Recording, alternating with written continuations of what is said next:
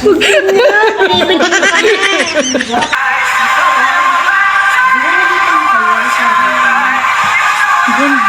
Ganda na.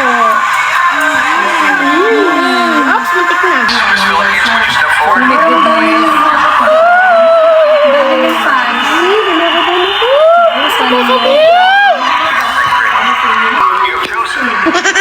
I want to be the hope of people. I come from a very poor background. I started pageants at 10 years old to put myself through school and to lift my family out of poverty. And if there's anything that I want to show the universe, I'm here right now. I'm standing as Miss Universe because I was able to get myself out of any situation because I was hardworking, I was persistent, and I fight for what I want. Thank you. For your final question. Hello, how are you?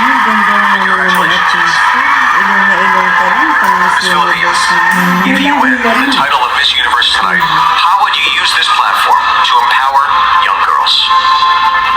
I work with an organization called Alan Academy, where we work with young people to provide them opportunities to make them realize that it doesn't matter what your life circumstances is, it doesn't define where you will go. And I want to continue working with Alan Academy in a bigger platform like Miss Universe to pursue making sure that people who come from low-income backgrounds are given the same opportunities as everyone else. Thank you.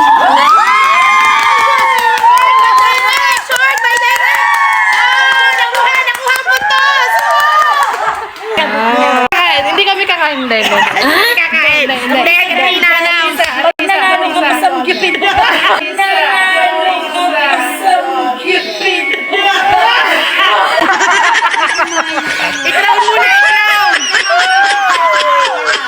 Meanwhile, Ano ba sabi, Pip? Oo. Pip na yan? Ba't ka wala man lang pa-suspense yung mga basta na nagkakama? Nagulat yung mga ano eh. Hindi, wala na. Ang pinakamalala. Bakit? Ano ka sabi? Baka naman wala. Fourth runner-up. Fourth runner-up. Niluto na. Sila pa naman ang magaling ang sumagot ang fifth at fourth. Wala na. Hindi na masaya. Wala. Hindi na masaya.